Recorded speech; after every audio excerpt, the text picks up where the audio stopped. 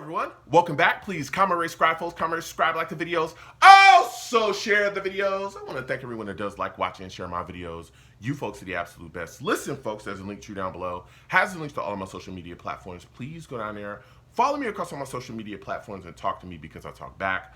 Also down there as well as links to all of my YouTube pages. Please go down there, subscribe to all my YouTube pages, and turn your notifications so when I post content, you folks will be in the know. Now, with that said and done and put to the side, I come to talk to you folks today about Denzel Mims being traded. Oh, yes. Denzel Mims has been traded, and we need to talk about this. The Jets have also made some other roster moves, too, and I'm going to be discussing those as well. Denzel Mims, okay?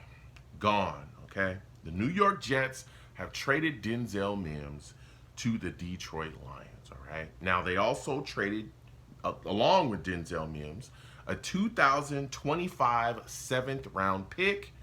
Now, with Mims and that 7th-round pick going to the Lions, the New York Jets got back a 2025 conditional 6th-round pick, okay?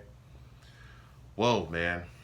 You know, it is what it is. This isn't super shocking to me. It wasn't super shocking to me when I heard it.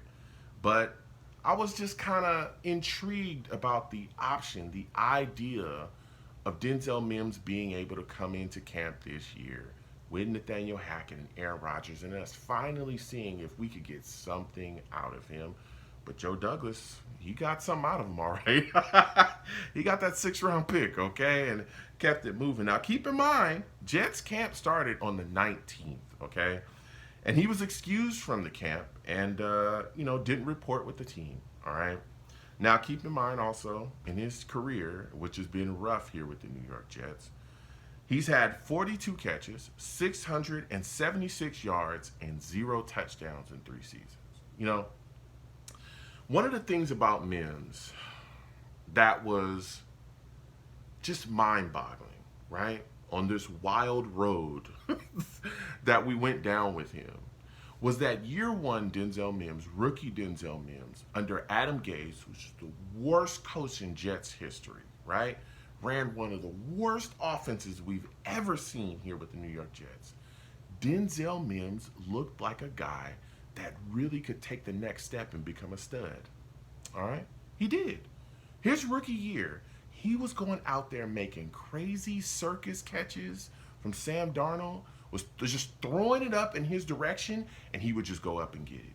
He would just go up and get it. Crazy catches along the sidelines, getting his feet in, just looking good. And it was like, wow, he really gave us hope, right? And like, we're going to see this guy really take the next step year two. I'm on the edge of my seat. I cannot wait to see what we get from Denzel Mims. Year two comes. Of course, we got Gaze up out of here. We brought in Robert Saleh, Mike LaFleur, offensive coordinator. Okay, let's go. It's Denzel Mims time. Feed Mims. It's time to go. Well, Denzel Mims just couldn't find his way onto the field, right? We started seeing things like, or hearing things from the coaching staff, because of course, the New York Jets fan base was like, hey, get Mims the football, let's roll. And then eventually they kind of came out and said, hey, listen, Mims don't know where he's supposed to be on the field. He doesn't understand the playbook. You know, they said it kind of coded, but they let it be known like, this guy don't understand the playbook. He don't know where he's supposed to be on the field, and so we're not going to put him out there until he does. And that was that. And again, we saw that message followed with action. We saw guys coming off of the street like Tariq Black, a guy that the New York Jets just signed because there was issues along our wide receiver core. That's when we were banged up with injuries, Corey Davis, guys were going down. They brought guys off the street, and they literally were on the field getting targets, getting receptions, and getting more yards than Denzel Mims. And he was just on the bench, just sitting there. And everybody was blown away. And ever since then, that was that with Denzel. Now, he did request a trade as well. He did request a trade in the season before. We know that, right? Came out and said, get me up out of here. And it got public. Even his agent came out and was talking about how, hey, we were trying to get up out of here. He discussed, that he had talked with the Jets. The Jets had pretty much assured Denzel Mims that they were not going to cut him, and he was still like, get me up out of here. Even Denzel had come out and talked about competing for the number one wide receiver spot and all those things. And at that time, nobody thought he was going to beat out any one of the guys to even be close to being a number one wide receiver here. But it was like, dang, he don't want to be here at all. He doesn't want to compete or whatever. He just doesn't feel like he's getting a fair chance, and he wants to walk. So when you look at the spot, man, that we were in, getting rid of Denzel Mims, it is what it is. Now, again, I have no hate for Denzel at all, man. I think this kid has what it takes. I think the guy has what it takes to really get things done in this league. He's an athletic monster. Like, he can do it. Athletically, he has what it takes to be in the NFL. Going to the Detroit Lions, though, look, they got some wide receiver spots open. And if he can, get in there, get ingrained in the system, I think Denzel can put in some work. So I wish him nothing but the best.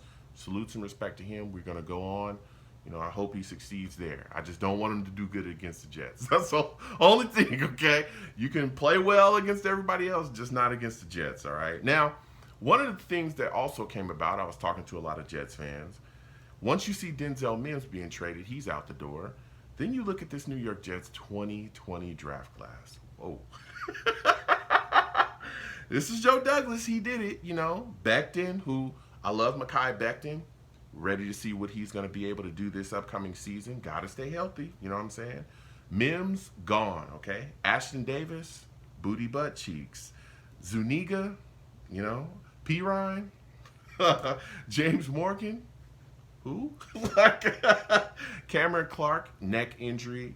He's doing things, making money a different way. He definitely is, gone into business and doing his thing. So salutes and respect to him, but he's not here anymore as well. But the neck injury did end his career.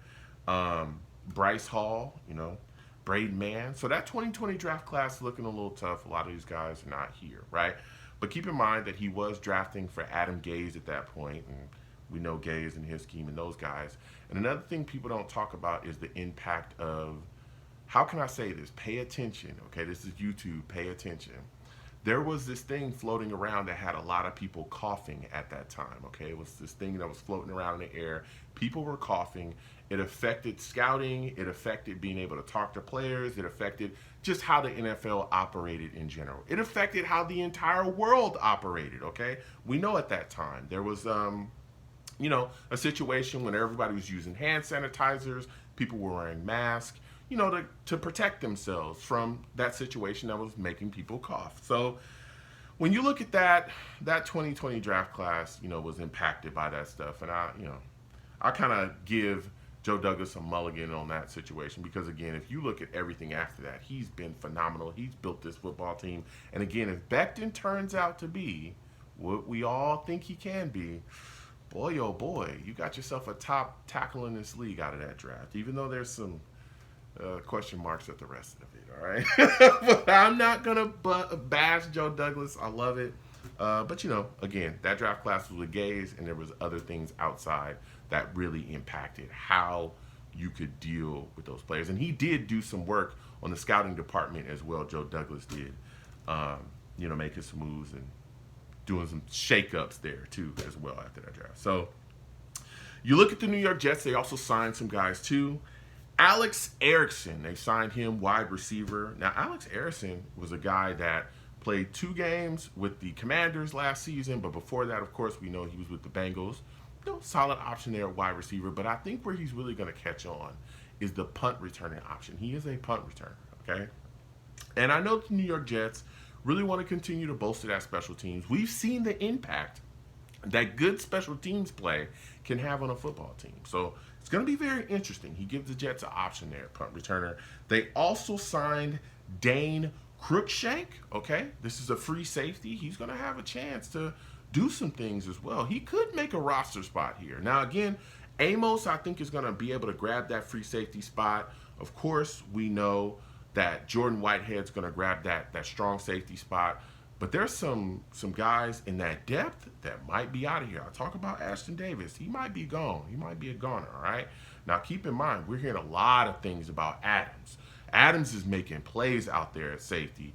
for the New York Jets in camp. He's knocking things around. He's doing business. Tony Adams is handling business, okay? But there's some other safety spots that, Dane can end up grabbing. So he could have an impact there. So comment down below. Let me know what you folks think. How do you folks feel about the trading of Denzel Mims? What are your thoughts about people, hitting your boy up and talking about that 2020 draft class? They know I love Joe Douglas, but every single day, people go, Joe, that 2020. Joe, what about the 2020? Joe, 2020, what's up? Hit me up. Also, what are your thoughts about them signing Alex Erickson and Dane Cruikshank? Comment down below. Let's go back and forth. You folks have a good one. Peace.